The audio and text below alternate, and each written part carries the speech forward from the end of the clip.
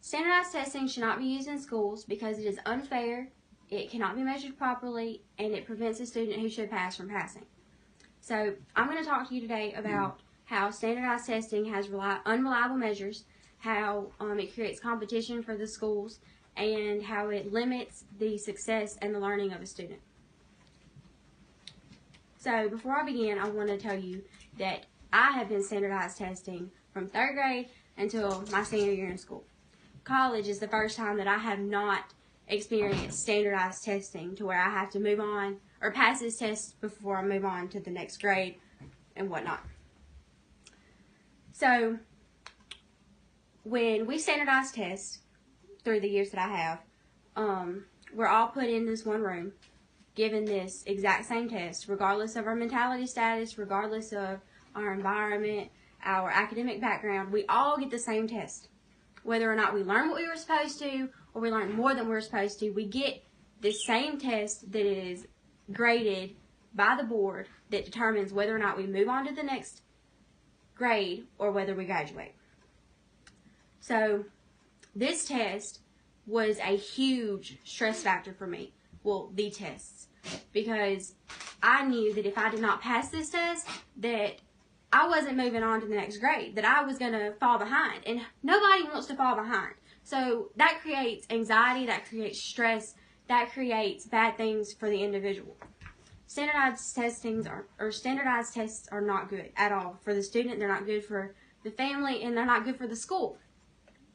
Well, these tests are unreliable because they cannot be measured off of the student and how the student feels, their health, their mental status, any of that.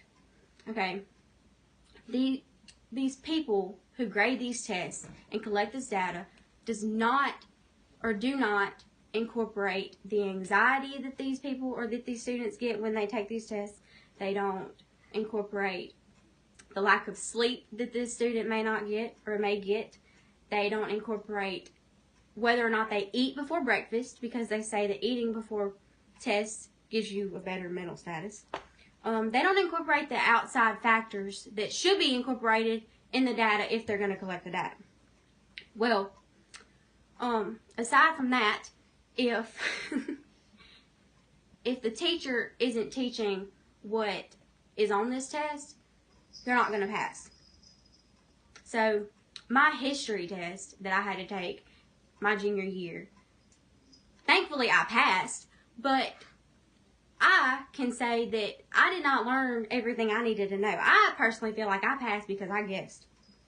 I mean, I studied and I studied, but I wasn't comprehending it, and it's just, they're hard and they're not good for the student. Okay?